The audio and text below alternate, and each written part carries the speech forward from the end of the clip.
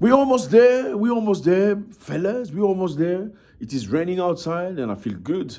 And I know most of you are getting ready. You're gearing up for the festive season. And you're going to be spending all your money. Then in January, you're going to be crying because you will have no more money left. Don't do that.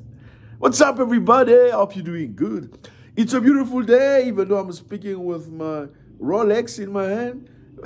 I'm just kidding. I'm telling you how to manage your money. That's really not very clever. Anyway, I just got this one. It's very pretty. Anyway, we're going to talk about Russia today. Okay. And before that, I don't know who you are. Thank you very much for stopping by. My name is Zack. I appreciate you. You don't know me, but surely if you watch this video till the end, we're going to like each other. Okay. Thank you very much, fellas, for coming back, returning to this channel and making it big. I appreciate you very much. Okay. And like we said, the goal is to be our own Joe Rogan. Do you know who Joe Rogan is? This is Joe Rogan. He's got one of the biggest podcasts in the world. And we need that, okay? We need that for ourselves, for our people. In this channel, we talk about most of the things. We talk about our community. We speak about Africa. We talk about Nigeria. We bash them up quite a lot. We see how they are drug dealers and stuff. No, I'm just kidding. We talk about South Africans and how xenophobic they are. No, just playing. We talk about Kenyans. We talk about Ugandans, Rwandans, Ghanaians, you name it. Wagwan, mi boss, Jamaica. We talk about all of that. So if you come here for the first time, you are home. Okay, thank you very much. Be patient with us. We will never be perfect. We can tolerate each other and move forward together. Okay, so today we're going to talk about Russia. Why is Russia important? Russia is very important for you because that's where everything is happening. That's how they're going to decide for you. The bottom line is this, fella. Life is not just Kisumu or KwaZulu-Natal or Aba region. No. You need to know what's happening in Russia because that's where they're going to decide for you. Somebody intelligent say if you do not pay attention to geopolitics, geopolitics will make decisions for you. So you need to know where this is going.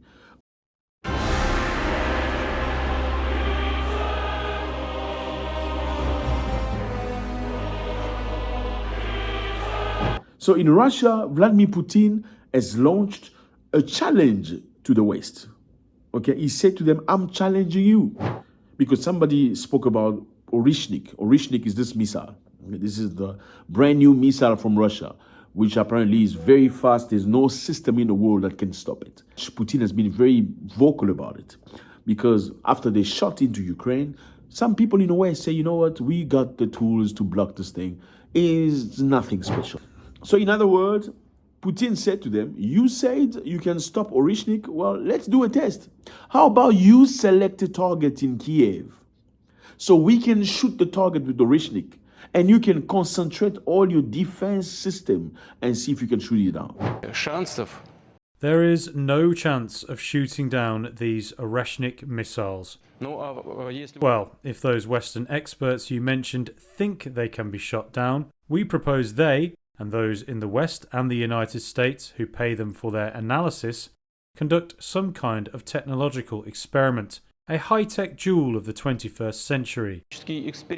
Let them name some object, let's say in Kyiv, concentrate all their defense and missile defense forces there, and we will hit it with Oreshnik and see what happens. We are ready for such an experiment. Now you talk about challenge. That is a challenge. How about you put all your machine together, select a target, and we're telling you when we're shooting. Then you shoot it down and you'll see.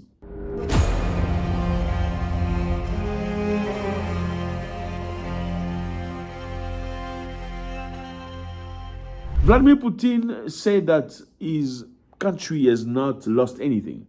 By asking him questions saying, doesn't the war in Ukraine drain the country?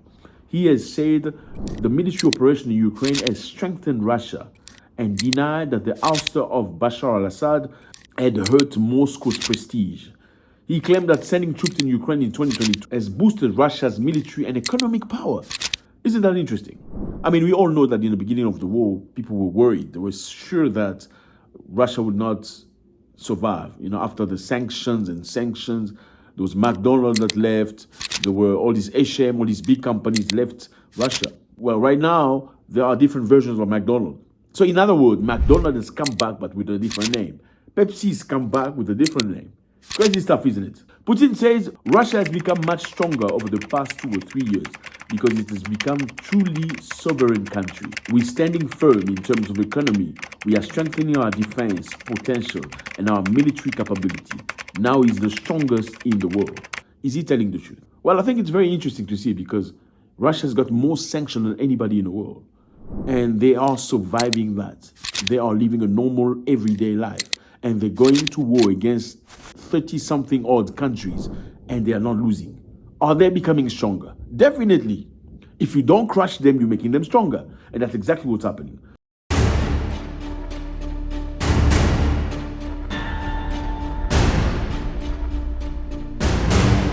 Well, Vladimir Putin has held power for nearly a quarter of a century.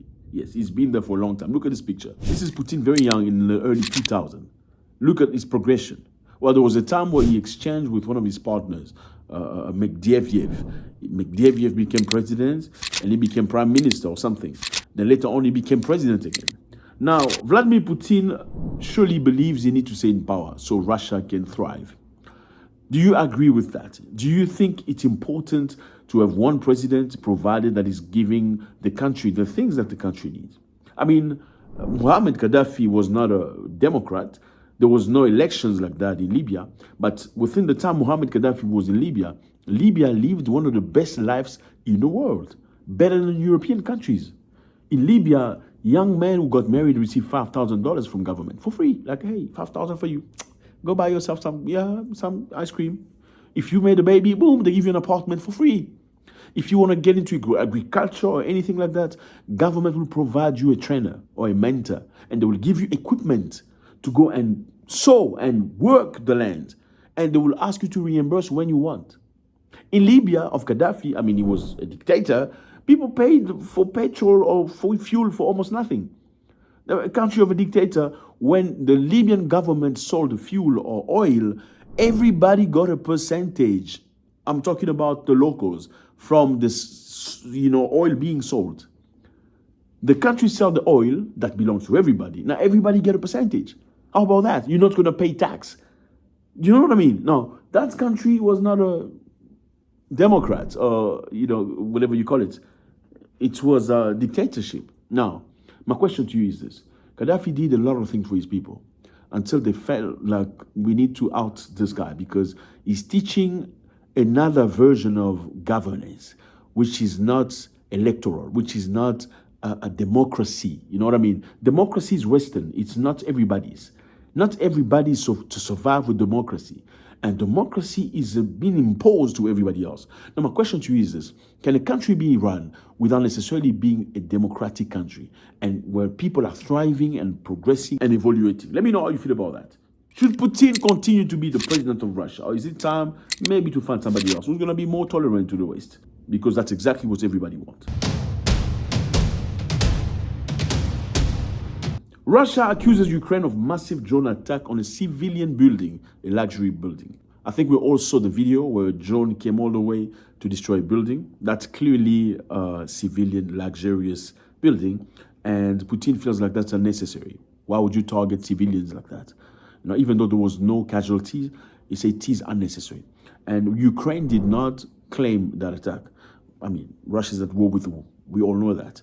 Even though they didn't claim the attack, we firmly believe that that attack was done in response to Russia's attack on Kiev. Slovak President Fico Robert will go meet with President Vladimir Putin. For the first time, a European president will go see Putin face-to-face and discuss about business. Now, Fico Robert is not liked very much. Okay, he's a person that opposes war in Ukraine. He doesn't like it. So there is him and the president of Hungary. They both oppose the war in Ukraine. They feel like they could use that money and that resources into positivity. Instead of sending weapons and money Europeans need, they should find a solution that's friendly and not get people dying for nothing. And the Ukrainians, obviously, and the Europeans don't like that. The matter of fact, President Fico Robert was almost unalived a few months ago because people didn't like him very much because of that. And Ukraine also has responded. They reaffirmed the refusal to renew a contract that allows Russia to transit its gas and oil through Ukraine to these countries. We will not continue the transit of Russian gas.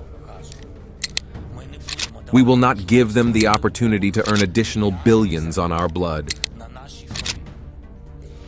Any country in the world that could receive something cheap from Russia, in the end, tomorrow, in a month, in a year, will become dependent on the Russian Federation. This is their policy. That's why we won't transit Russian gas anymore. So the Slovak and the Hungarians get gas and oil through this pipeline that goes through Ukraine. And Ukraine has said they will not renew the contract. They didn't say why. Obviously, we know because the Hungarians and the Slovak are not for the war of Ukraine. They don't want the idea of sending weapons and all that stuff. So in a post, Fico criticized Ukraine's position. We are demonstrably facing a gas crisis thanks to President Zelensky. He also suggests that Bratislava must consider reciprocal measures if Russian gas transit through Ukraine is halted. So war is not just Russia against Ukraine. Ukraine is also at political wars with somebody else. So Russian president has challenged the West, asked them to select a target in Ukraine. They're going to shoot and they're going to see if they're going to stop it. Do you think this is crazy? Do you think this is daring? Do you think Russia wants a full-scale war? Many people believe Russia does not want a full-scale war, or else they would have shot and destroyed Ukraine with an atomic bomb long time ago. Do you think Putin is mature? Maybe that's the reason why he didn't want to engage both military and civilian targets in Ukraine. His war is more against the governance of Ukraine than the people of Ukraine. Let me know how you feel about this. It's always a great pleasure. God bless.